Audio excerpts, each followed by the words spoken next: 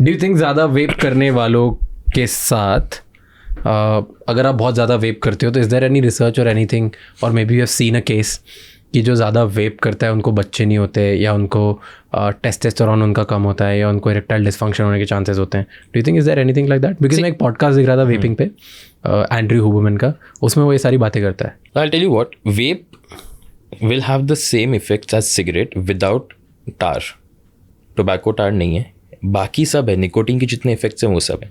Plus वेप के अंदर वो लिक्विड्स हैं, ठीक है, वो लिक्विड्स और फ्लेवरिंग सब्सटेंसेस जो है when they burn they are carcinogenic. ठीक है, वेप बनाया था विद द आइडिया कि सिगरेट वीन ऑफ हो जाएगी. हाँ, the idea was correct. Yes, ठीक है, the intention was also correct, but what started happening was because you can smoke it indoors. ठीक है, तुम रूम में बैठे बैठे कर सकते हो, सिगरेट में उठ के जाना पड़ता है. द फ्रीक्वेंसी इंक्रीज्ड, तो डैमेज कम है, फ्रीक्वेंसी बढ़ी, इसका डैमेज ज़्यादा है, फ्रीक्वेंसी कम है, दोनों बराबर हो गए. You know, so that has just come full circle. Plus अब वेप के बहुत सारे ऐसे केसेस आ रहे हैं where there is a particular condition called vape punch.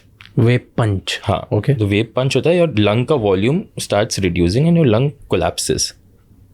So alveoli जो लंग में छोटे छोटे होते हैं जो अपनी एयर लेते हैं अंदर, they start collapsing.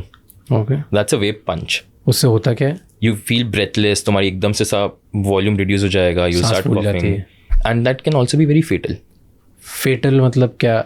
Yeah, like if you're a chronic vapor and it has gone for some time and you start seeing the effects but तुमने कुछ किया नहीं है, over time you can die from it.